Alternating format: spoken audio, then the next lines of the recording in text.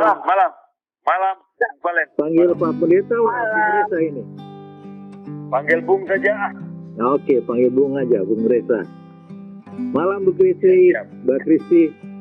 Malam. Oke Pak Pendeta, hari ini kebetulan Mbak Kristi berulang tahun, jadi ya. Oh, oke. Wah, pas keinginan aku dari beberapa tahun yang lalu, pengen seperti begini siaran. Kita berdua biasanya siaran juga di RPK, ada dengan teman-teman juga. Nah, malam hari ini kita punya tema tentang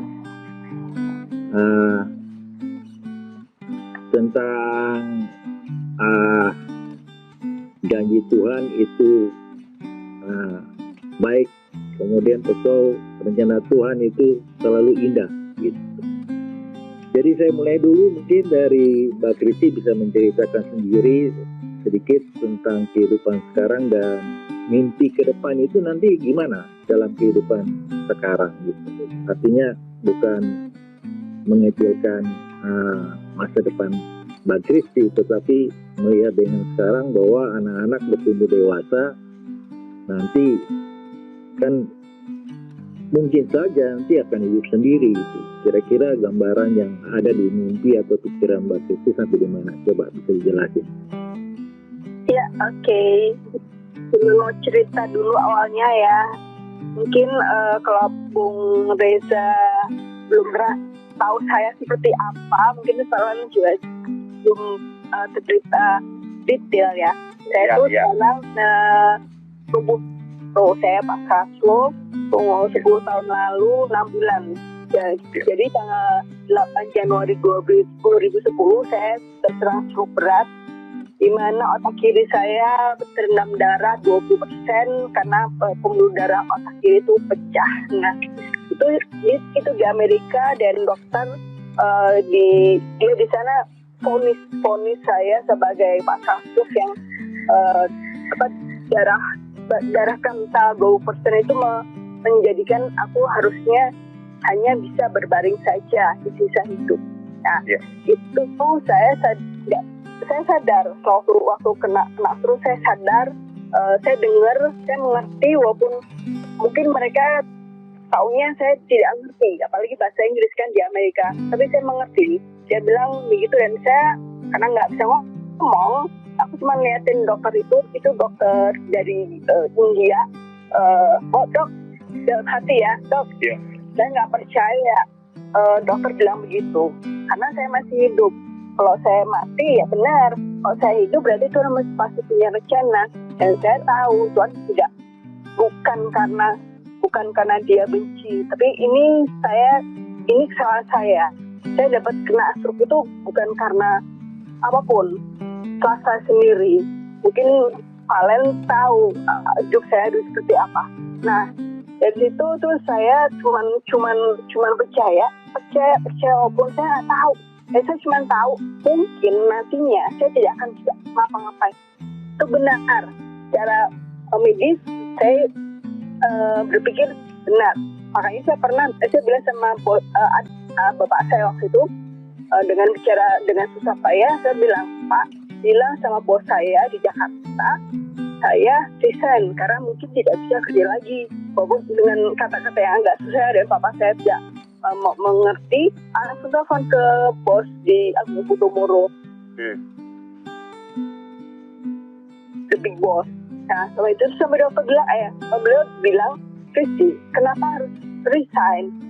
Saya tidak mau kamu resign karena saya mau membantu kamu gitu. Nah, dari situ saya mulai semangat lagi. Kalau gitu dia bilang katanya, saya boleh masuk kapanpun, bertahun-tahun nggak masalah, pokoknya kamu nggak boleh resign gitu. Dari situ justru semangat saya semakin tinggi. Begitu pulang dari Jakarta dari San Francisco Jakarta, saya kerja keras ini, napis. Dari mulai belajar bicara, dari ABC, dari duduk, berdiri, dan bisa jalan.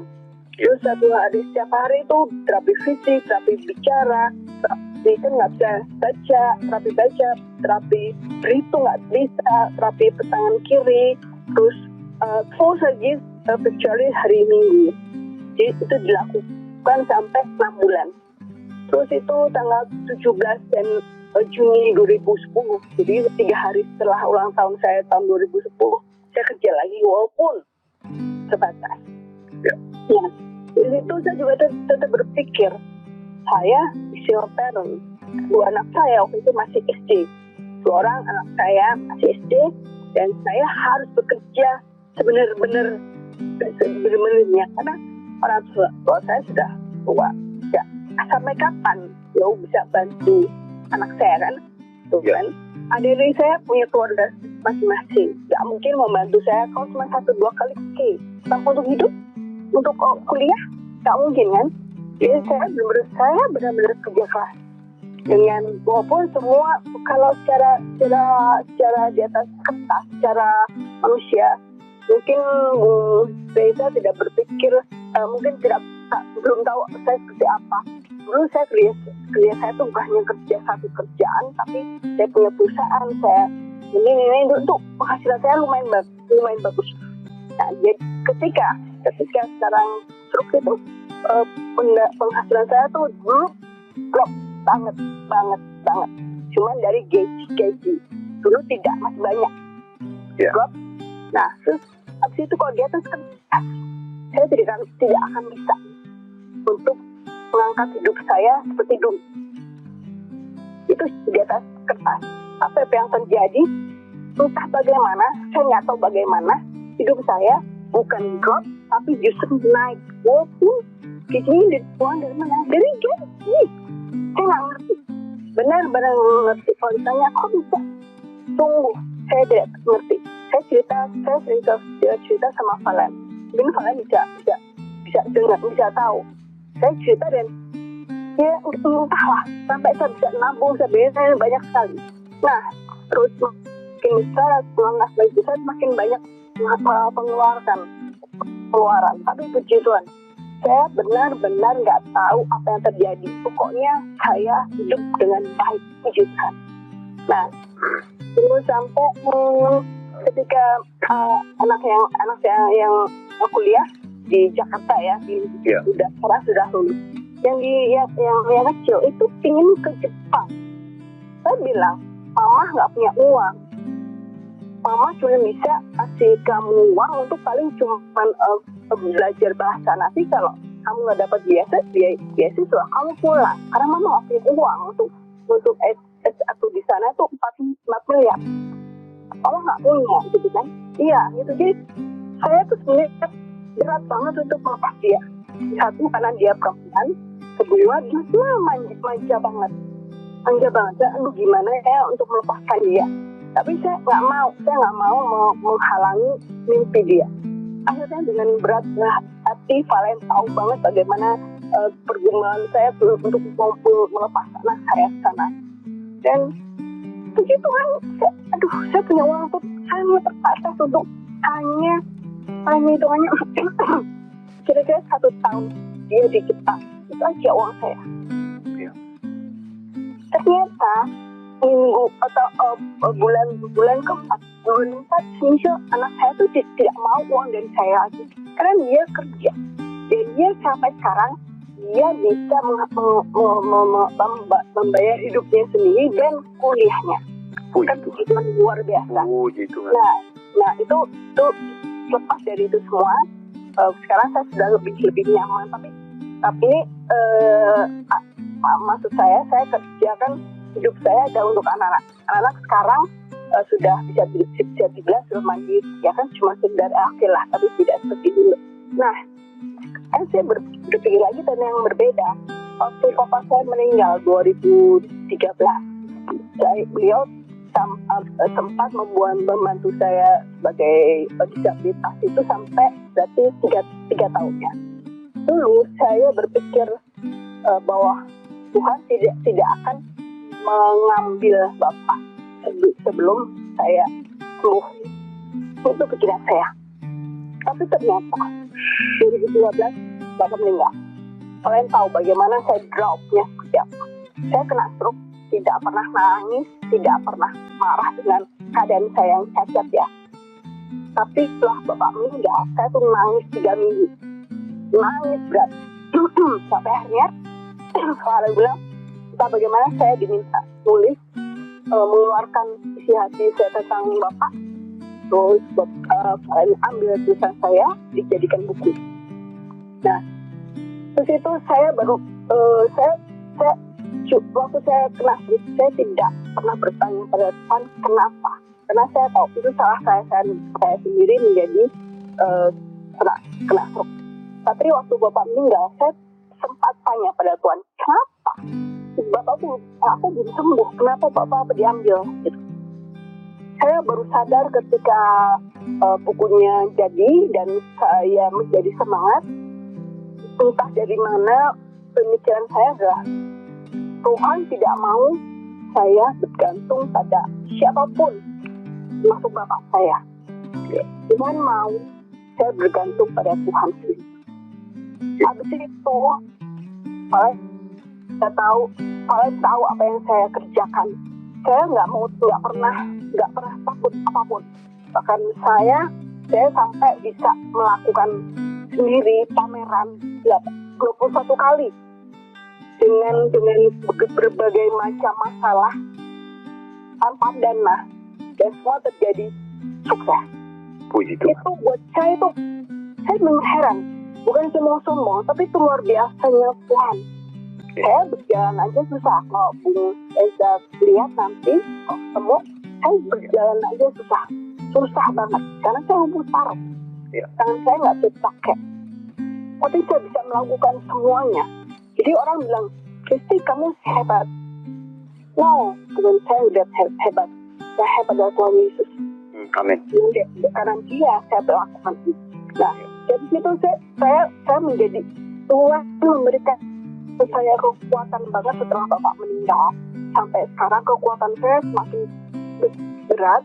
Ketika bapak meninggal, saya kan sudah banyak berpikir kan, oke, bapak nggak ada, sekarang masih sama ibu, masih ada ibu, masih ada rumah, masih ada anak. Nanti saat ibu saya sudah 78 tahun, berapa lama lagi sih sebagai manusia? Realistis aja, ya kan? Saya harus siap. Anak saya di Jepang, dia tidak akan mau pulang. Anak saya satu lagi di Jakarta, tapi dia kan sudah dewasa, nggak mau. Dia tidak bantu saya full. Dia punya mimpi, dan saya nggak mau dia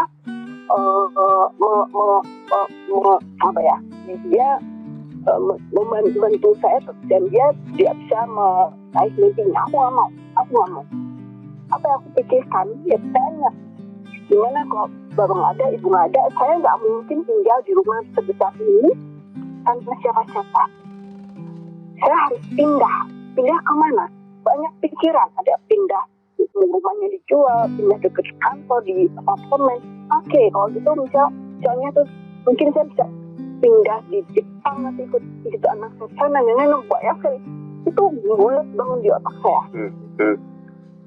Bukan takut tapi bingung harus bagaimana, karena sekarang masih ada. Nanti saat detik itu di depan mata saya nggak ada ibu, nggak ada lagi, anak saya udah hilang. So harus bagaimana? Tidak ada jawaban, Pak. Tidak ada jawaban. Akhirnya, oke, terserah Tuhan mau apa. Inilah saya percaya nanti pada saatnya, entah apakah aku sembuh, apakah ada yang bisa bantu aku, apakah aku entah apa, saya yakin percaya akan ada. Itu aja.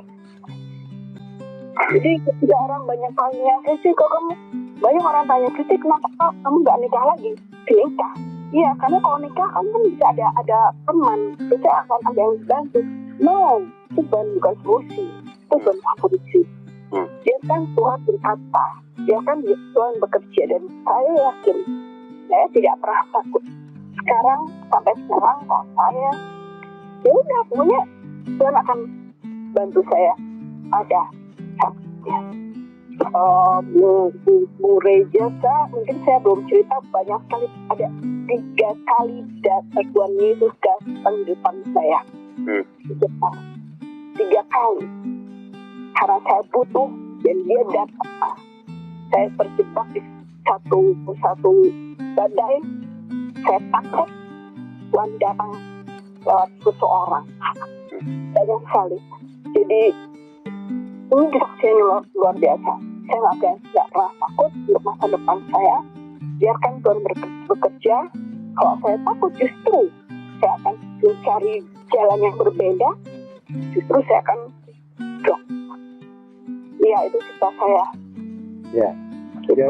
Jadi Bung Reza, mungkin saya bisa simpulkan mungkin ada beberapa poin. Yang pertama soal penyakit, ya, banyak orang yang sakit kemudian terlahir, ya saya menggunakan kata disabilitas saja. Ya. Nah, memang bahasa cacat itu kurang enak didengar atau dibahas gitu. Ya, mereka terlahir dengan bawaan seperti begitu, kemudian kurang lebih kondisi Mbak Kristi seperti begini. Jadi ini soal, apakah pertanyaan saya adalah apakah memang manusia terlahir diberikan kecacatan seperti itu, dan bagaimana apakah rencana Tuhan itu buat orang-orang tersebut ada tersendiri, dan selalu apakah ada gambaran tentang itu dalam soal perspektif Alkitabiah. Yang pertama itu. Yang kedua mengenai kesembuhan gitu, kesembuhan. Tentu saja kalau kesembuhan kita bicara pada orang yang memang disabel, lahir sudah cacat, tentu saja kesembuhan itu mungkin tidak mungkin terjadi, ya.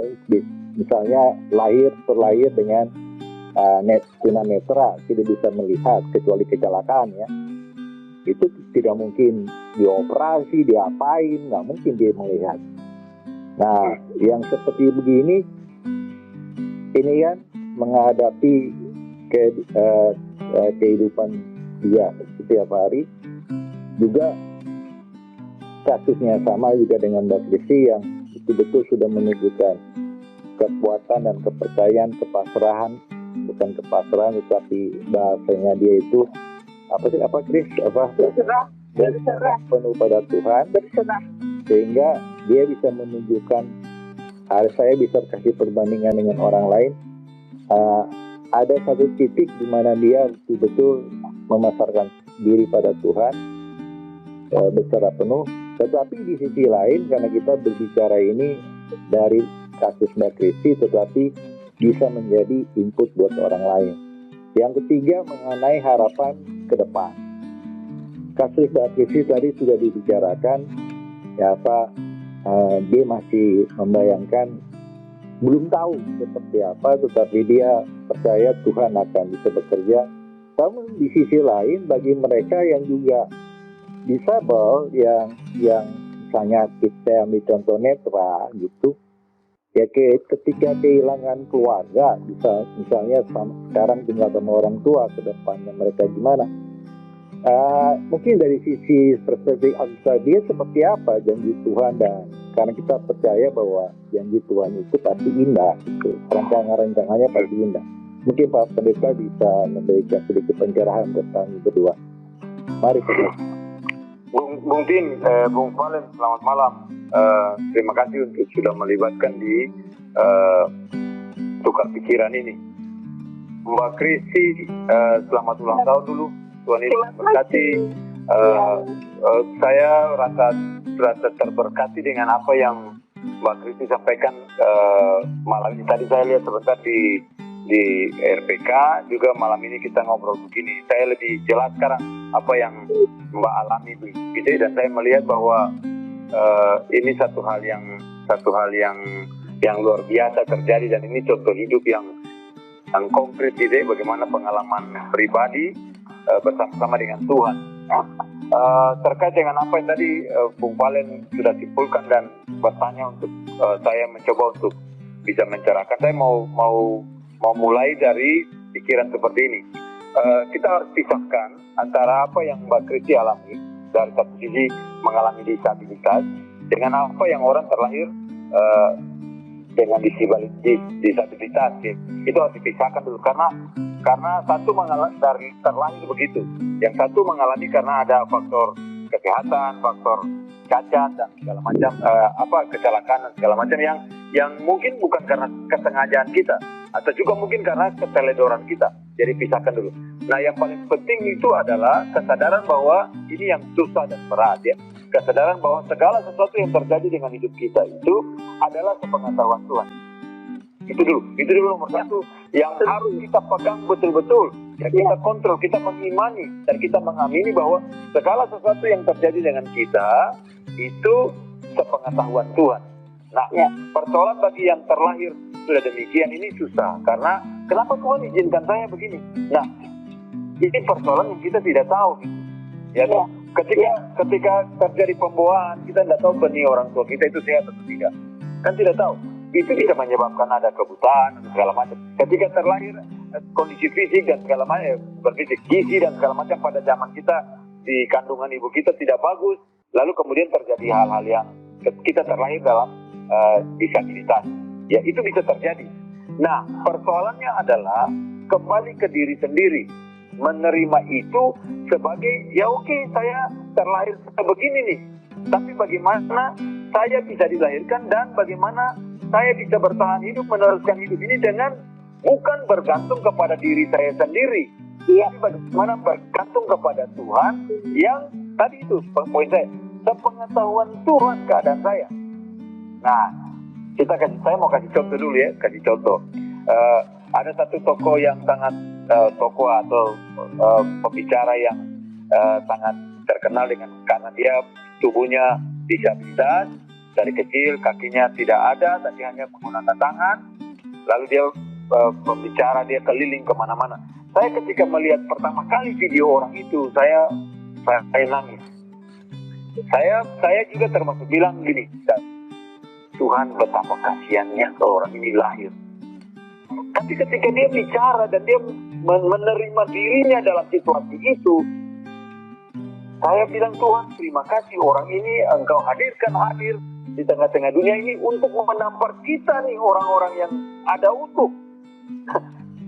Ironi kan, kita yang utuh malah kita yang utuh malah tidak bisa bersemangat luar biasa seperti orang ini. Nick siapa itu namanya gitu? Nick siapa? Nanti ingat deh, otak saya juga lagi dalam. Yang tangan kakinya nggak ada itu ya? Ya, tangan kakinya nggak ada. Saya merasa Tuhan orang ini begitu luar biasa, ya. Dia begitu luar biasa, tapi kenapa kita yang dalam keadaan utuh ini kita lebih malas, lebih tidak bisa bersemangat seperti orang itu. Saya juga melihat beberapa kali lomba-lomba olimpiade bagi teman-teman yang disabilitas. Saya melihat prestasi dia, olahraga ya, berlari, berlomba dengan begitu semangat mencetak prestasi yang luar biasa. Lalu saya bertanya, selalu saya merefleksikan, orang-orang ini begitu luar biasa bisa menerima dirinya dan kemudian berekspresi atau menggunakan semua potensi yang ada dalam dirinya melakukan sesuatu. Nah, bagi teman-teman yang belum bisa keluar dari kotak pikiran yang buntu, makanya sebenarnya ketika dunia sudah canggih seperti ini melihat banyak, kita harus berefleksi dengan kenyataan bahwa bukan kita sendiri di tengah-tengah dunia yang mengalami keterpurukan ini. Ya, dalam kelemahan tubuh, kekurangan secara fisik, disabilitas dan sebagainya. Ada banyak orang di sekitar kita yang lain dan mereka bertahan hidup gitu. Bisa keluar dari itu. Kita tidak boleh menyalahkan keadaan kita, apalagi menyalahkan Tuhan. Bukankah ketika kita terlahir bisa saja kita juga langsung mati dan tidak pernah bisa merasakan hidup di dunia ini? Tapi Tuhan mengizinkan kita lahir karena Tuhan punya maksud dan tujuan dalam hidup kita. Nah, ini yang saya tadi coba pikirkan, ada satu ayat beberapa waktu yang lalu saya sudah bikin podcast tentang ayat ini. Yesaya 55 ya. Yesaya 55 ayat 8 dan 9. itu berkata demikian. Sebab rancanganku bukanlah rancanganmu, dan jalanmu bukanlah jalanku. Demikian firman Tuhan. Demikianlah firman Tuhan. Seperti tingginya langit dari bumi dan tinggi dari jalanmu, dan rancanganku dari rancanganmu. Tuhan tidak pernah merancangkan kegagalan. Tuhan tidak pernah merancangkan kesalahan atas hidup kita. Kita sendiri yang selalu merasa salah. Kita merasa gagal. Kita sendiri yang selalu merasa hopeless hidup kita. Bukan Tuhan merancangkan kesalahan atas kita. Kita mau mata kita tidak bisa melihat, telinga tidak bisa mendengar, tangan kita kurang sempurna, fisik kita tidak baik. Kita seringkali menyalahkan Tuhan. Tapi kita lupa bahwa ada potensi-potensi lain dalam hidup kita, di dalam rancangan Tuhan yang indah atas hidup kita itu, yang bisa kita pakai untuk memberdayakan seluruh potensi dan keberadaan kekuatan yang kita punya. Nah, mindset kita harus dirubah. Jangan tinggal dalam keterpurukan, menyerah dengan keadaan. Sebab ketika tinggal dalam keterpurukan, menyerah dalam keadaan, kita justru memberatkan orang lain. Nah, ini yang saya lihat ketika Mbak Kristi kenapa bisa keluar daripada semua persoalan yang membebani ini adalah ketika ada semangat yang luar biasa dan sadar bahwa saya bisa, saya mampu, tidak akan mati. Sebab kalau mau mati kemarin waktu stroke itu sudah langsung mati. Tuhan kasih dan saya. Tuhan izinkan saya itu what purpose of God untuk hidup saya gitu. Apa tujuan Tuhan untuk hidup saya dalam keadaan yang sedemikian ini gitu. Nah, kalau saya tadi ketika Mbak Kristi cerita, saya coba berefleksi gitu. Saya bertanya-tanya gitu. Mbak Kristi pasti ketika mengalami itu, rasa dunia begitu jatuh, hancur-hancur, habis, ngerti? Iya, betul. Ada. Pertanyaan saya, apakah Mbak Kristi pernah ingat ada orang lain yang lebih susah dari Mbak Kristi? Yang kepikiran? Nggak kepikiran kan? Tapi malam ini saya mau beritahu, hidup Mbak Kristi dibanding dengan Ayub, mana yang lebih sorong? Iya, jelas. Jauh banget. Jauh banget. Iya. Ayub mungkin tidak cacat, ya, atau tidak disabilitas. Tapi perhatikan Ayub, dalam segala kemewahan dan kemegahan orang terkaya di zamannya, tiba-tiba dalam sekejap habis semua. Iya. Habis semua. Mbak Kristi juga pasti merasakan habis semua. Masa depan saya tidak ada. Betul kan? Sama. Itu sama. Tapi kemudian apa yang terjadi? Anak-anaknya juga habis semua dari dia. Mbak Kristi belum ada anaknya yang pergi kan? Iya. Saya dipanggil pulang kan? Harta paling berharga kita itu anak kita kan? Betul kan? Iya. Ayub melewati itu. Lalu bukan cuma sampai di situ.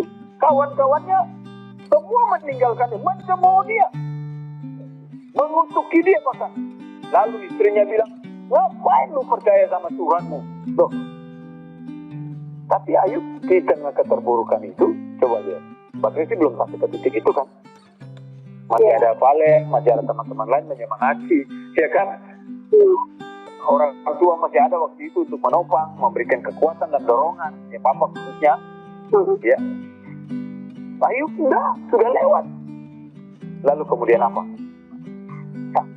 Penyakit bos, ya, sesuatu yang sangat parah dan lebih terpuruk, ya. Sudah nothing, orang-orang tinggalkan, orang-orang terkasih suruh mengutuki Tuhan, lalu diri sendiri mengalami sakit yang sangat parah. Apa yang paling buruk dibanding Ayub? Nggak ada. Tapi Ayub bisa keluar dari kesulitan hidupnya. Siapa yang membuat dia bisa keluar? Karena dia percaya kepada Tuhan, dia mengandalkan Tuhan. Maksudnya kalimatnya ya, saya berserah, tadi bilang, saya berserah sepenuhnya kepada Tuhan. Saya percaya bahwa Tuhan punya maksud baik dan rencana baik. Itu yang paling penting. Tuhan punya maksud dan rencana baik. Rancangan Tuhan yang luar biasa itu tidak seperti apa yang dalam pikiran dan benak kita gitu. Iya, betul. Nah, ini kan kelanjutan dari sekarang ini ke titik itu. Poin saya berikut itu adalah melihat masa depan kan. Pertanyaan saya tuh begini, tadi ketika Valen bilang itu terlahir, lalu terus mengalami kesulitan yang besar. Lalu sekarang melihat masa depan. Saya sudah sampai ke titik yang Mbak Kristi tadi. Pikiran sampai mumet katanya, ya. Sampai sudah bulat ya, bahasanya bulat ya. Bulat otaknya. Itu karena apa? Karena depresi, tertekan, mengandalkan, sudah mengatakan percaya Tuhan, tapi melihatnya dari perspektif manusia.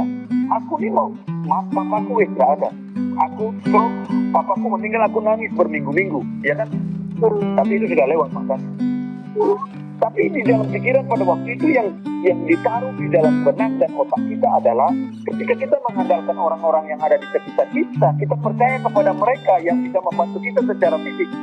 Tapi sebenarnya di dalam proses 11 tahun Mbak Kristi mengalami pergumulan ini, yang punya urusan dengan Mbak Kristi itu bukan lagi orang-orang di sekitar. Tuhanlah yang turut campur tangan, bukan?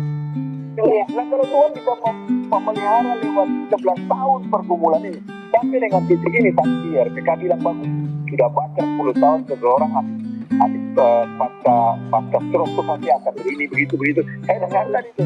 Nah, saya rasa kalimatnya menjadi luar biasa, tapi saya tetap semangat. Nah itu.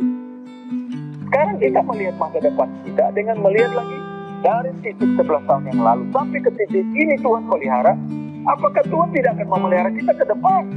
Iya, Tidak mungkin, sangat tidak mungkin. Kalau Tuhan sudah melewati mengangkat maut dari hidup kita, membawa kita ke titik ini, tidaklah mungkin Tuhan akan membawa kita lebih jauh dan yang lebih susah, lebih berat di dalam pergumulan kita. Iya. Ayub itu bilang apa? Ayub bilang bagus sekali, Mbak Kris. Ayub bilang dalam Ayub pasal 10 begini, hidup dan kasih setia, ayat 10 ayat 12.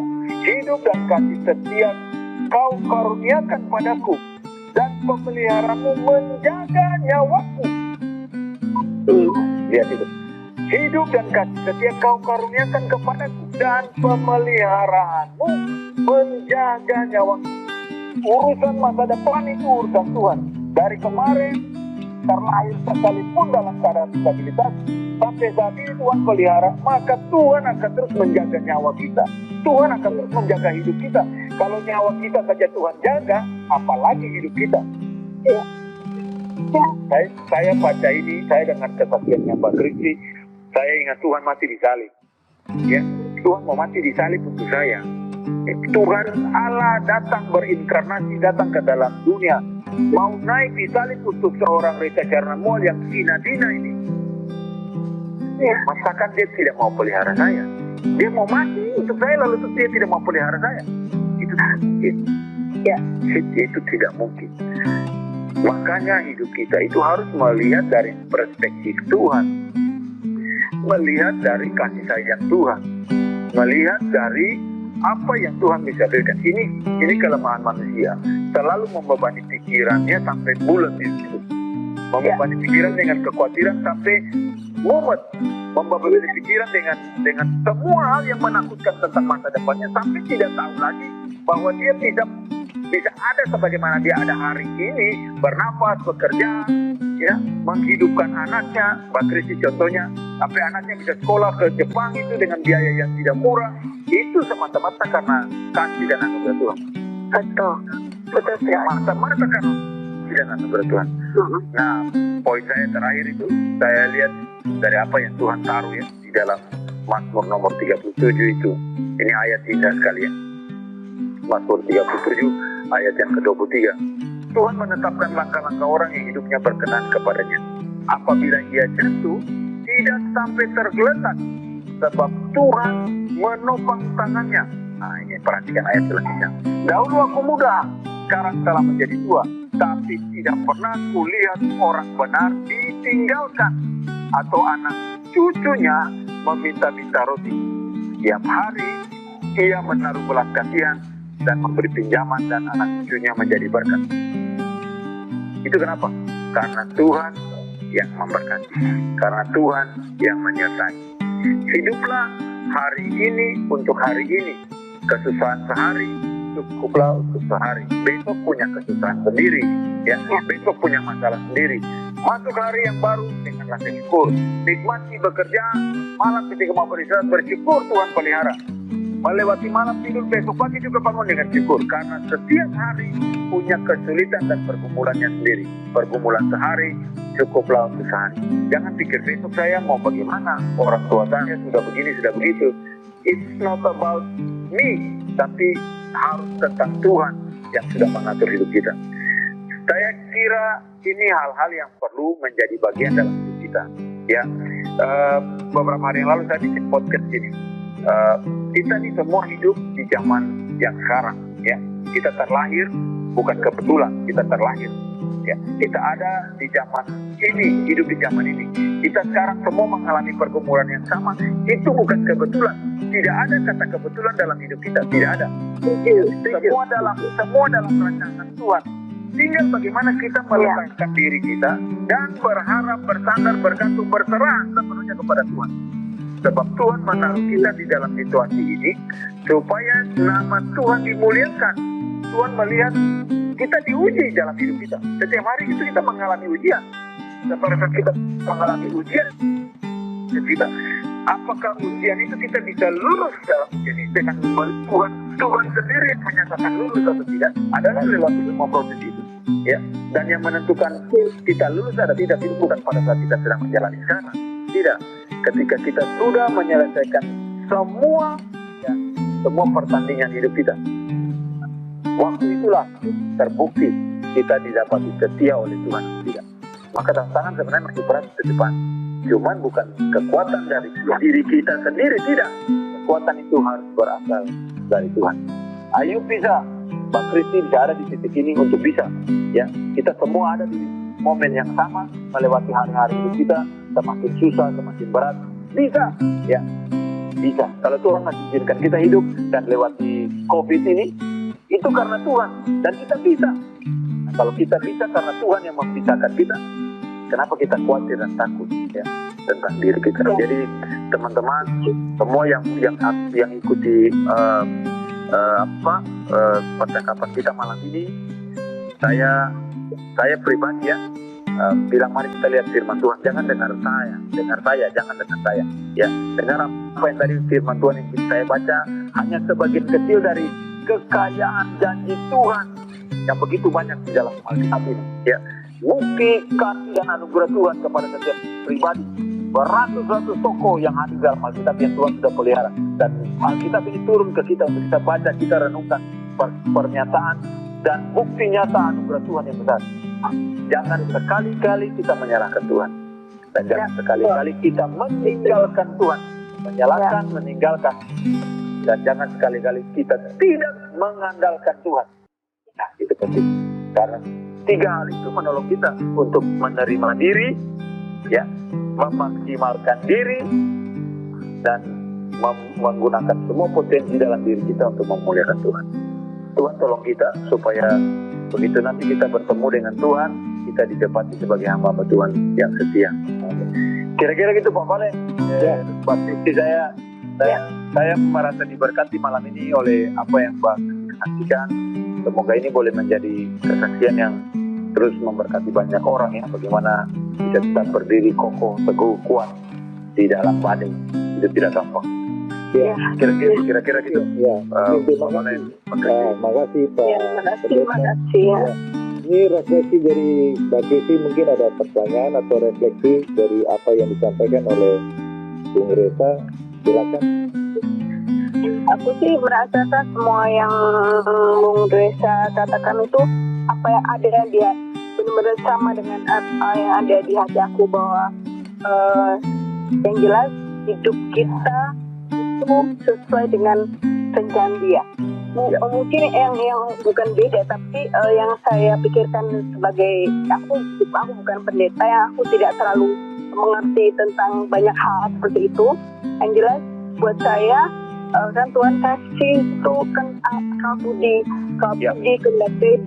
kehendak bebas, dimana ketika Tuhan menciptakan saya seperti ini, rencananya begini, tapi karena waktu saya masih muda sebelum keras itu, saya klien bebas saya adalah sebagai Kristen dulu ini. Dan mungkin dari situ Tuhan, mungkin saya sudah agak melenceng dengan kesombongan saya sebagai anak muda, tidak pernah mengajak dia visi saya dan mengandalkan kekuatan sendiri, mungkin sudah tidak sesuai lagi, saya dijatuhkan mungkin bukan hanya titik nol tapi sampai titik minus, dan saya direnda lagi dari nol. Saya nggak bisa bicara, harus belajar bicara, harus belajar membaca. Saya nggak bisa baca, saya nggak bisa semuanya, dari nol, benar-benar dari nol. Saya perasaan seperti itu. Jadi kehendak kebebasan sudah ngawur tuh waktu itu. Terus saya dijatuhkan, dan sekarang saya diangkat dengan caranya, dengan tidak menyembuhkan 100%. Pernah ada, bukan pernah, banyak di luar sana teman-teman saya tanya, Gusti, kena katamu Tuhanmu baik banget, kenapa kamu tidak sembuh? Pernah ada beberapa teman begitu. Saya cuma bilang, tahu nggak, kalau saya sembuh kayak dulu nih, bukan tidak mungkin aku akan seperti dulu lagi, balik lagi. Walaupun mungkin saya cuma nggak, pasti udah lebih baik, tapi saya manusia. Atau kalau Tuhan sembuhkan saya dan saya masih bisa melayani seperti ini, apakah benar apakah orang-orang biasanya Pak ya, kalau saya datang ke orang sakit atau mereka minta untuk datang saksi, mereka melihat saya sebagai role model Tuhan. Saya cacat, tapi saya bisa berkarya. Dia melihat saya fisik, saya cacat. Kalau saya sehat, saya datang di depan mereka. Bukan tidak mungkin dia akan bilang, enggak, lu nggak tahu gua rasanya kayak apa, lu sehat. Mereka nggak tahu dulu aku pernah sakit, mungkin begitu. Jadi saya jawab ke orang-orang yang tanya seperti itu, yang selalu bilang, Tuhanmu baik, kenapa kamu nggak sembuh? Saya tutup manusia. Kalau saya sembuh bener loh, ini saya bisa lagi kayak dulu. Karena itu kan vision saya dulu kan. Nah, ya itu aja. Jadi nggak tahu apakah itu benar pikiran saya atau tidak, saya nggak tahu. Tapi itu yang saya rasakan, apa yang maksud Tuhan. Salah satunya mengapa saya tidak disembuhkan buat saya sampai saya mati. Saya nggak sembuh, nggak masalah. Saya happy dengan keadaan seperti ini, happy banget dengan keadaan saya seperti ini. Tuhan benar-benar berkati luar biasa. Itu Bisa. atau benar atau tidak, saya nggak tahu itu. Ini persepsi saya sebagai manusia yang nggak tahu banyak tentang hidup atau kata-kata Tuhan. Itu aja. Bisa tambahkan? Boleh sambungin? Ya, boleh. Ya. Jadi gini Mbak Kristi, apa yang Mbak Kristi pikirkan itu sudah tepat ya, dari sisi secara manusia. Kalau jadi baik lagi, bisa saja kan dia tadi jadi jatuh lagi, itu bisa saja, sangat mungkin. Makanya saya bilang, kita ini semua dalam kehidupan tuh tetap menjalani ujian hidup kita. Ujiannya, ada ujiannya yang ringan, ada ujiannya yang berat, semuanya mengalami semua ujian kehidupan kan. Kita dinyatakan lulus pada saat kapan? Final kita, ketika kita sudah menyelesaikan semua pertandingan hidup kita, baru kita boleh dibilang sama Tuhan, ya datanglah hambaku yang setia. Hamba yang setia pertama, karena ketika kita menyelesaikan semua final hidup kita, itu kita didapati setelah setia kepada Tuhan dalam bentuk apapun kita. Nah, itu good point tadi ya. Jadi ketika orang bertanya kepada Mbak Kristi, kan Tuhan baik, loh kenapa kamu nggak disembuhkan? It's good jawaban gitu. Ya, kenapa jawabannya baik? Karena ya Tuhan mau saya gini, saya enjoy dengan hidup saya gini gitu. Ketika saya bisa pergi bicara dengan orang yang sakit, yang dalam keadaan terbatas juga secara fisik, saya mampu merasakan apa yang mereka rasakan. Bahkan mungkin saya lebih berat dari mereka, karena maut dan kematian itu sudah menghampiri saya, tapi Tuhan masih memelihara jiwa saya. Nah, saya bisa hidup untuk bersaksi, berbagi yang demikian. Nah, itu perspektif orang yang sudah mengalami kemenangan di dalam dari melewati kesulitan. Sama seperti Ayub, ketika istrinya bilang, kenapa kamu dosa, kutuk Tuhan saja, tinggalkan dia. Apa jawab Ayub? Masakan yang baik saja kita mau terima dari Tuhan, sedangkan yang tidak baik kita tidak bisa terima. Nah, that's a good gitu, good thing ya. Masakan yang baik saja kita bisa terima, yang tidak baik nggak mau. Nah, pada titik itulah sebenarnya nilai seorang Ayub, nilai seorang Mbak Kristi ditaruh, bahwa kita melihat segala sesuatu itu dari perspektifnya Tuhan. Ya, Tuhan mengizinkan semua terjadi, dan pada titik ini kita melihat bagaimana Tuhan berproses dengan hidup kita. Kita bukan menjadi lebih terpuruk, tetapi kita bisa justru bangkit dan melakukan hal-hal yang lebih luar biasa daripada orang tanda petik yang lebih sehat dari kita, yang lebih utuh dari kita dalam tanda petik. Kira-kira gitu paling. Jadi Mbak Kristi, saya sekali lagi merasa bahwa percakapan malam ini sesuatu yang luar biasa ya. Ada hal-hal yang Tuhan taruh untuk kita semua lewati masa-masa hidup kita. Bagaimana kita melihat Tuhan bekerja di dalamnya. Kira-kira gitu, Bung Valen. Ya, oke Pak Pendeta. Ya, ada pertanyaan terakhir mungkin nanti Mbak Kristi kalau memang ada juga bisa disampaikan. Tadi sudah dijelaskan bagaimana dia menghadapi orang-orang yang bersikap sinis, bersikap mungkin menolak, gitu ya, mengejek, gitu dan sebagainya. Dan ini juga dialami oleh orang-orang yang mengalami keterpurukan yang sama. Misalnya konkretnya adalah secara fisik, gitu. Nah, ini bagaimana tips untuk menghadapi orang-orang tersebut, Pak Pendeta? Menghadapi orang mana? Orang yang datang ngejek itu. Ya, ngejek itu bisa bagian dari kata-kata. Kalau ada orang datang terus ngejek diri saya, maaf ya, dalam situasi yang susah seperti itu, saya pasti akan menjawab. Kalau kita akan menjawab seperti apa yang Pak Kristi jawab. Kita sudah ada di titik ini. Ya kan? Yang kamu lagi ngejek siapa? Ngejek Tuhan atau ngejek saya gitu? Kalau kamu lagi ngejek Tuhan, itu urusan kamu dengan Tuhan sebenarnya gitu ya. Bukan urusan saya. Saya bersyukur untuk keadaan saya. Kalau saya bersyukur untuk keadaan saya, ngapain lu gitu?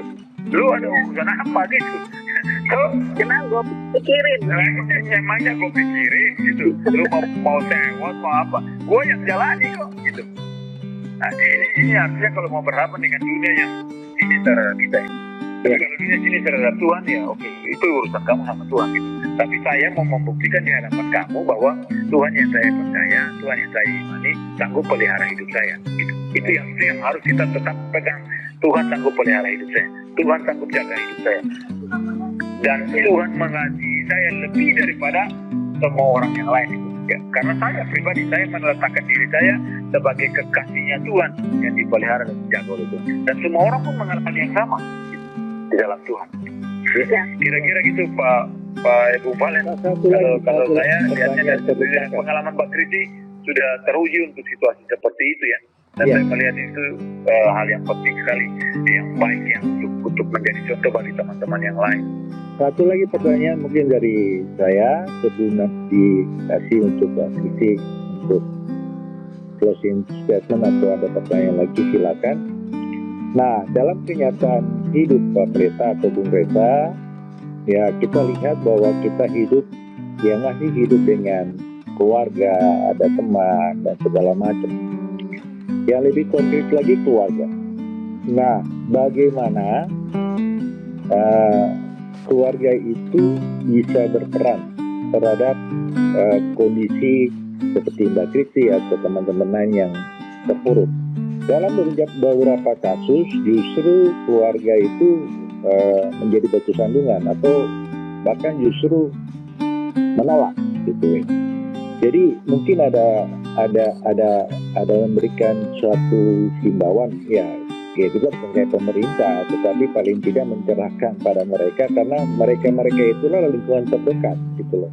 Sekalipun tadi memang sudah dijelaskan bahwa pribadi-pribadi seperti Mbak Kristi ini tidak lagi tergantung sama orang lain, berserah penuh pada Tuhan.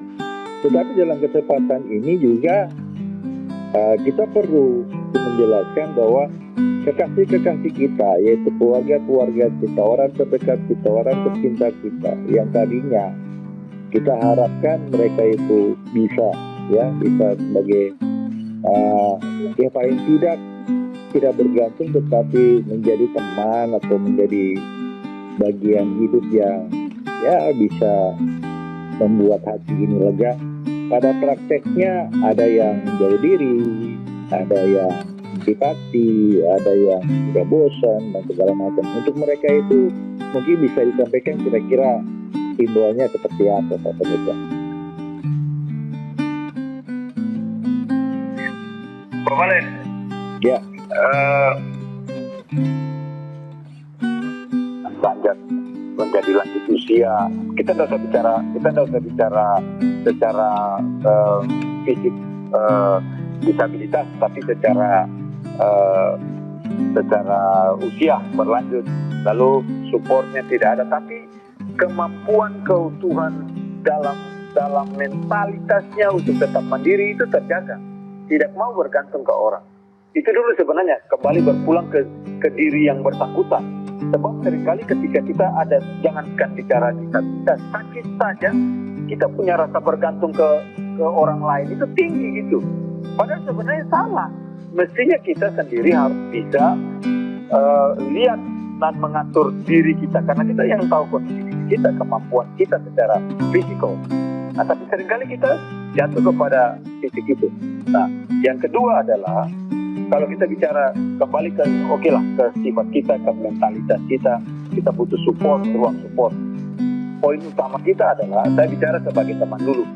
Tadi istri saya juga ikut dengar ini karena saya pasang speaker sekali-sekali gitu ketika teman yang lain di Valen bicara, dia bilang satu kalimat dalam peribahasa gitu ya. Teman yang sejati itu adalah teman yang terus dekat mau menolong kita. Kalau teman yang tidak mau menolong, itu bukan teman yang sejati, itu teman yang cuma memanfaatkan kita, mencari keuntungan dari kita. Sahabat, teman yang sejati itu dia akan menolong, dia akan ada dalam suka duka kita. Bukan waktu suka saja dia ada, tapi waktu duka dia meninggalkan kita. Enggak. Ya, itu poinnya gitu. Apalagi kalau teman harus begitu, apalagi keluarga. Ya, apalagi harus keluarga. Jadi keluarga itu harus menjadi orang terdekat pertama yang memberikan support, kekuatan, dorongan.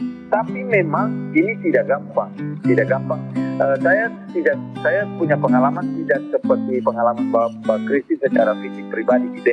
Saya punya pengalaman itu lain sedikit ya. Saya beberapa tahun yang lalu melayani orang tua saya. Saya pulang ke Ambon karena memang saya tahu panggilan saya, Tuhan panggil untuk pulang gitu di Ambon, di Maluku sini. Lalu ternyata dalam proses pulang itu saya menyadari, oh iya, salah satunya adalah juga melihat orang tua saya. Tapi kami tinggal sendiri, orang tua saya sendiri, saya juga dengan saya sendiri.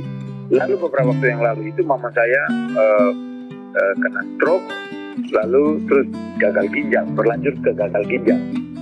Belum mau cuci darah, tapi akhirnya cuci darah. Dan saya melayani mama saya karena satu minggu 3 kali cuci darah itu di titik tertentu itu ada rasa bukan malas, ya tidak malas, tapi rasa seperti beban itu menjadi sangat berat gitu, sangat susah gitu. Bukan tidak mau, tapi seperti satu sirkulasi putaran hidup yang setiap kali, aduh mesti bawa mama lagi, padahal saya punya kegiatan yang lain mau begitu. Aduh gini lagi. Jadi rasa berbeban itu ada, tapi tanggung jawab juga tetap ada gitu. Siapa lagi yang mau nolong mamamu gitu? Kalau bukan kamu, bapak sudah usianya juga sudah lanjut gitu ya. Ya tidak mungkin lah, harus saya gitu. Tapi saya ketika dalam gumulan itu saya selalu berdoa. Setiap kali pagi bangun, lalu terus jalani hari gitu, saya bertuhan, mama bapak saya sendiri. Saya tidak mungkin menjaga mereka 1 kali 24 jam ya, setiap hari di sana gitu. Saya punya aktivitas, mohon pemeliharaan Tuhan. Bersyukur mereka karena tinggal di asrama, ada teman-teman tetangga itu ikut praktikan. Tapi kemudian ada 1-2 anak mahasiswa yang akhirnya karena mereka susah bayar kos, kurang uang segala macam, datang ke rumah, lalu papa mama saya ajak dia tinggal sini. Nah, mereka menjadi anak-anak yang juga diasuh dan sekaligus melihat. Bukan tanggung jawab full melihat, tapi kami punya tanggung jawab. Nah, Persoalan lagi muncul adalah ketika harus setiap kali mengurus mama itu tidak gampang. Ada titik di mana mama drop, ya karena orang cuci darah itu bisa satu kali waktu. Tapi begitu drop harus cari darah dan segala macam. Yang saya lakukan adalah saya datang hadapan Tuhan. Berdoa, Tuhan, saya tidak mampu secara fisik mengurus, saya tidak mampu. Valen, Mbak Kristi, yang ada di dalam kepala saya tiba-tiba terlintas Tuhan kasih satu gambaran ini. Mama saya melahirkan saya, merawat saya dari kecil. Saya nangis itu. Mama saya melahirkan saya dari kecil, merawat saya, membesarkan saya. Sakit dia urus, semua dia urus. Tidak pernah dia mengeluh. Tidak pernah dia merasa itu susah. Saya di momen ini Tuhan izinkan, nah itu poinnya. Tuhan izinkan untuk punya kesempatan melayani orang tua saya. Masakan saya bersungut-sungut. Ya, itu harus menjadi dorongan buat semua keluarga, ya, semua teman. Ketika ada teman, anggota keluarga kita yang mengalami kesulitan-kesulitan seperti ini, lihatlah dari sudut Tuhan. Tuhan mengizinkan itu terjadi supaya kita mengambil bagian dalam peran melayani keluarga kita, memperhatikan keluarga kita. Yes. Tidaklah gampang, betul, tidaklah gampang. Tapi itu panggilan Tuhan. Bagaimana kita meresponi tanggung jawab itu di hadapan Tuhan? Bersyukurlah untuk apa yang ada. Ya, sebab dengan bersyukur itu berarti kita menikmati semua situasi yang Tuhan izinkan terjadi dengan kita. Ya. Sekali lagi, ini bicara omong kosong. Saya sudah mengalami. Orang bilang, Pak Pendeta, ngomong aja. Saya sudah mengalami. Saya merasakan. Dan ketika saya bersyukur bahwa kepada Tuhan, Tuhan menunjukkan hal-hal yang luar biasa, mujizat-mujizat luar biasa. Pergi cari darah tidak ada, tiba-tiba bisa ada orang yang datang mau sumbang darah, bawa gitu. Itu terjadi di depan mata. Tuhan menunjukkan bahwa kalau kamu mau melakukan apa yang saya tempatkan untuk kamu lakukan, lihat saya mengerjakan apa yang saya bisa kerjakan. Lebih daripada apa yang kamu pikirkan. Nah, seringkali kita manusia terbatas dengan kita tuh semua mau nyaman saja sebenarnya. Kita lupa bahwa kalau ada hal-hal tertentu yang Tuhan izinkan terjadi, Tuhan mau kita belajar dari kesulitan-kesulitan itu yang Tuhan taruh dalam hidup kita. Ya. Ini pengalaman berharga. Dan saya merasa bahwa pertanyaan Bung Valen terakhir ini bagus ya, karena supporting family, supporting friends di sekitar kita itu hanya satu bagian kecil. Bukan urusan kita sebenarnya, ya. Karena Tuhan mau kita menjadi mandiri, berdiri apa Tuhan. Tapi Tuhan menempatkan mereka di sekitar kita adalah bagian dari kebersamaan di dalam hidup. Ya, tubuh ini ada tangan, ada kaki, ada mata, ada telinga, ya kan? Satu telapak tangan saja itu ada 5 jari. Dan semua ada fungsi-fungsinya. Ada yang panjang, ada yang pendek, ada yang gemuk, ada yang kurus. Ya kan, betul kan? Jari-jari itu kan? Tapi semua dalam fungsinya. Nah, begitu pula juga di tengah-tengah kehidupan kita berkomunitas, berkeluarga, itu fungsinya juga ada gitu. Ada yang punya kekurangan, kelemahan, nah saling melengkapi.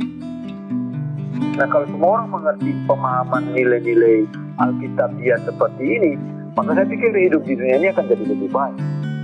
Ya kan, semua saling mendukung, saling membantu, mensupport. Situasi seperti COVID ini juga harus demikian. Gitu. Gereja membuka diri seluas-luasnya untuk menolong. Tidak boleh ada lagi tembok-tembok pembatas. Dia bukan orang seiman dengan saya. Nggak bisa gitu, ini soal kemanusiaan. Kita tercipta oleh Tuhan yang sama. Jadi mari lihat diri kita sebagai makhluk ciptaan Tuhan. Dan kita bersama-sama ada di dalam satu keluarga, ada dalam satu komunitas, bersahabat, berteman. Kita harus saling support, kita harus saling mendukung. Jangan ada kata, sudahlah, bosan. Tidak boleh ada kata itu. Ketika support itu datang dari kita tidak tahu hidup kita besok-besok kan.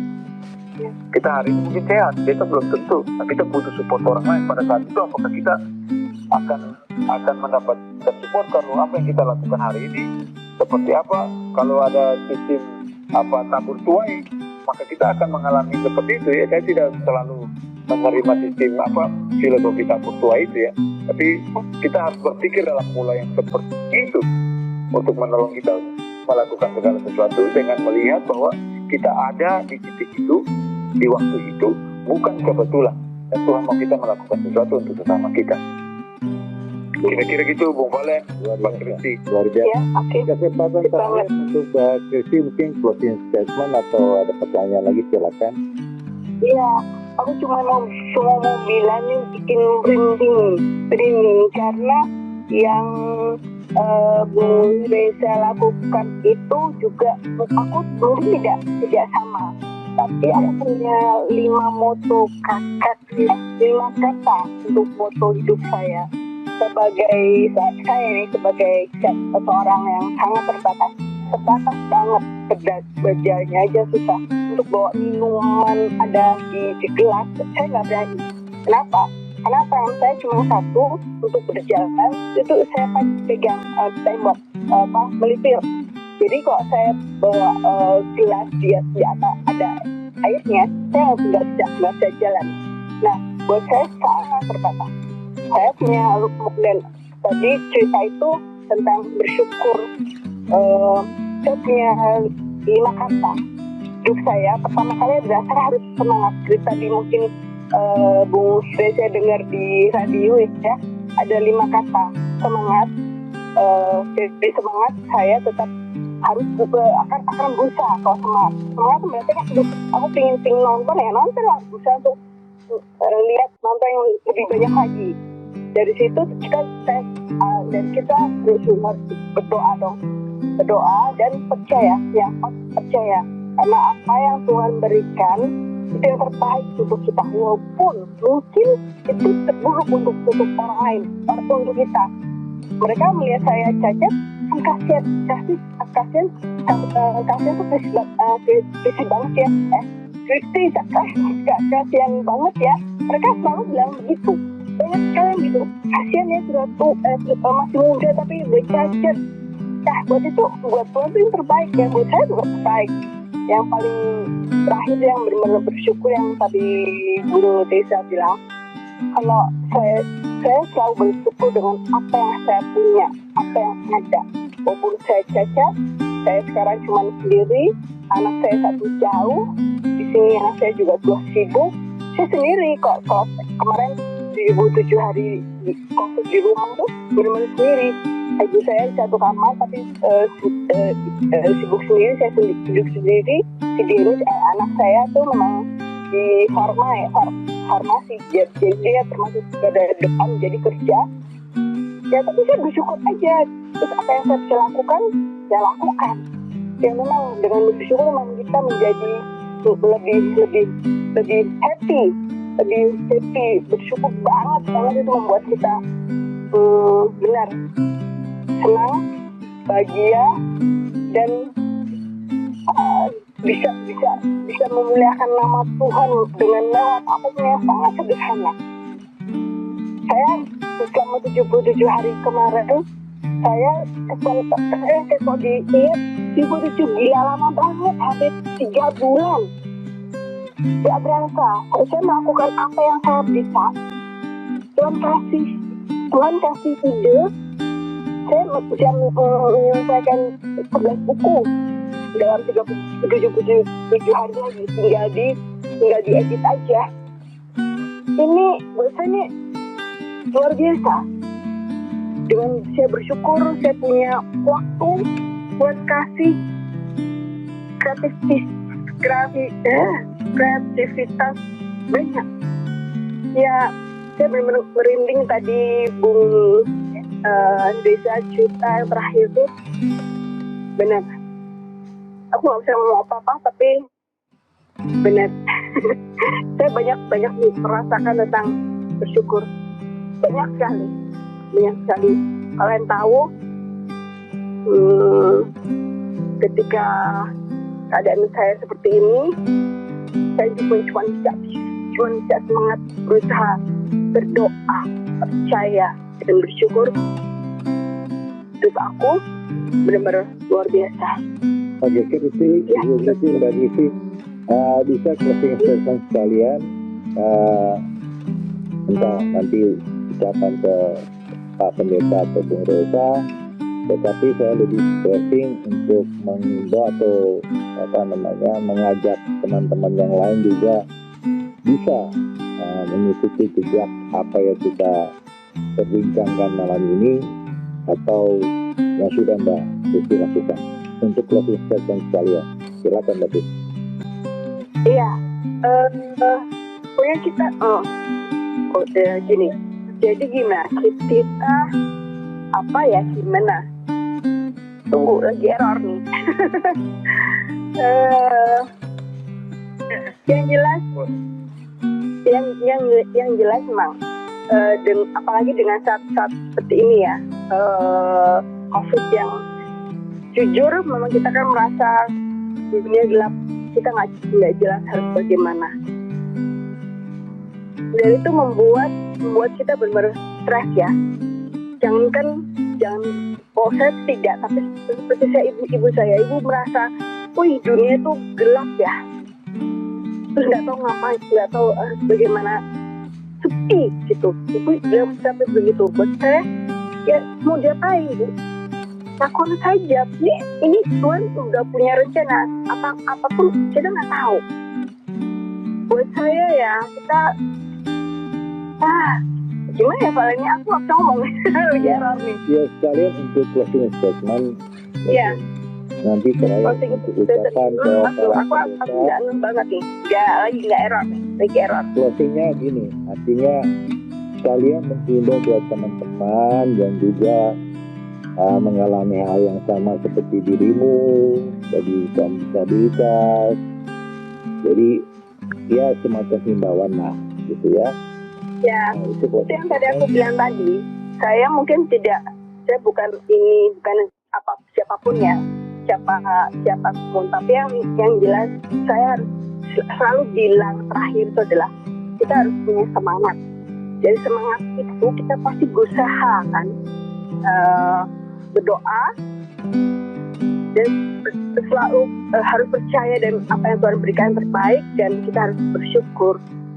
Itu yang harus kita lakukan, karena benarlah orang-orang seperti teman-teman yang bisa yang mungkin seperti saya yang terbatas, kita memang tidak bisa apa-apa. So gimana? Itu ada 5 kata yang mungkin membuat kita semua bisa lebih bangkit, karena saya sudah membuktikan ini kesaksian saya yang luar biasa bahwa kita memang harus bangkit ya lewat 5 kata gitu. Ya begitu aja. Itu yang saya selalu katakan di manapun. Oke. Pak Pendeta, closing statement sekalian. Ya. Kalau untuk tadi juga dengan yang sama ya, artinya untuk Mbak Desi mungkin juga, tapi saya harapkan juga bisa kalian untuk memberikan semangat kepada mereka yang juga merasa terpuruk dalam berbagai kondisi. Silakan Pak Pendeta. Ya, dari percakapan kita malam ini, saya dan belajar dari apa yang Pak Kristi sharingkan tentang kehidupannya, saya melihat ada satu hal yang luar biasa. Itu adalah satu, jangan salahkan keadaan, ya, jangan salahkan keadaan. Kita harus terima keadaan kita sebagaimana kita adanya. Itu memang susah, tapi kita harus belajar menerima situasi itu. Jangan salahkan keadaan, terlebih lagi jangan salahkan Tuhan, ya. Jangan salahkan Tuhan. Terima keadaan yang kita punya, lalu kita bersyukur dengan apa yang kita punya saat ini. Dan ketika kita bersyukur dengan apa yang kita punya saat ini, mohonlah Tuhan memberikan kita kekuatan dan kemampuan untuk mengkreasikan apa potensi yang kita punya dalam keterbatasan kita. Berserah kepada Tuhan, lalu enjoy your life. Nikmati hidupmu. Nikmati hidupmu. Sebab dengan kamu bersyukur dan menikmati hidup, ya itu yang tadi saya bilang, seperti firman Tuhan bilang, kesusahan sehari cukuplah untuk sehari. nikmati hidup hari itu, besok bangun lagi dengan satu kesegaran yang baru, memulai lagi yang baru, lalu kita menikmati hidup, mengerjakan apa yang Tuhan percayakan dalam keterbatasan dan ketidakmampuan kita. Ya. Itu saja Valen, saya mau mengimbau semua orang untuk berpikir positif. Berpikir positif bukan mengandalkan kemampuan diri sendiri, kan kita sudah punya keterbatasan, tapi mengandalkan Tuhan, berserah, bersandar kepada Tuhan. Masa depan itu kita tidak bisa melihatnya dari perspektif keterbatasan kita sebagai manusia. Kita tidak bisa mereka-reka masa depan kita. Hanya Tuhan yang tahu, dan Tuhan yang bisa mengatur masa depan kita. Mohon belas kasihan Tuhan itu paling penting. Bersandar, bergantung kepada Tuhan. Oke. Kira-kira seperti Ya. itu. Amin. Terima kasih. Pak Pendeta Krisi, malam ini kita punya satu sharing yang luar biasa. Nanti mungkin lain kali kita bikin gini juga ya, karena memang kita perlu juga dalam kondisi seperti ini kita harus menyemangati orang banyak ya dalam berbagai kondisi. Mungkin malam ini ada gambaran besar. Nanti mungkin kita masuk ke ini. Kalau Pak Pendeta atau Bung Reza tidak keberatan, karena ini akan saya pasang juga di podcast bersama nanti. Ya. Nanti di-share-kan dan mudah-mudahan saja menjadi berkat ya untuk banyak orang dan bisa Amin, amin, amin. bisa dipahami dan bisa dijalankan dalam kehidupan sehari-hari. Jadi terima kasih banyak buat waktunya Bung Reza, Pak Pendeta. Harusnya saya sebutkan Pak Pendeta, kurang ajar Bung Reza. Terima kasih banyak atas waktunya. Salam buat istri, juga buat Mbak Kristi. Terima kasih atas sharingnya malam ini. Oke, saling menyapa dulu. Mbak Kristi, sekali lagi selamat ulang tahun ya. Tuhan memberkati. Terima kasih. Dan hidup secara luar biasa. Ya. Sekali lagi ya. Salam untuk ibu, ya. Salam untuk kedua anak kekasih, ya. Terus maju ya. Tetap kuat, terus berkarya, ya. Tuhan punya rencana yang indah lah dengan setiap kita, khususnya dengan Mbak Kristi lewati semua persoalan hidup ini. Ingat bahwa Tuhan tidak pernah salah merancangkan hidup kita. Tuhan tidak pernah salah menghadirkan sesuatu yang terjadi dengan kita. Tuhan punya rencana untuk kita. Ya, saya kira pengalaman hidup yang sangat berharga dan bisa menjadi berkat, yang menginspirasi banyak orang untuk kembali melihat Tuhan sekalipun dalam keadaan sulit. Terima kasih Pak malam ini. Ya Pak Bung Reza juga terima kasih atas semua pencerahan, karena ada beberapa yang memang saya agak bingung, tapi buat saya tadi luar biasa. Salam buat Ibu. Ya. Terus nanti siapa tahu aku bisa datang ke Maluku karena ingin ke Ambon. Tapi kalau di sana kan masih di daerah disabilitas, saya susah pakai kursi roda. Bisa lah, diatur. Amin. Kita amin saja. Nanti semoga kita bisa ketemu di sana. Ya, amin. Oke. Selamat malam. Terima kasih Kristi, Pak Pendeta Reza. Tuhan Yesus berkati kita semua. Nanti kita akan ketemu lagi. Kalau tidak keberatan, ada waktu luang, kita akan bisa sharing lagi. Dengan senang hati. Oke, selamat malam. Tuhan berkati. Malam.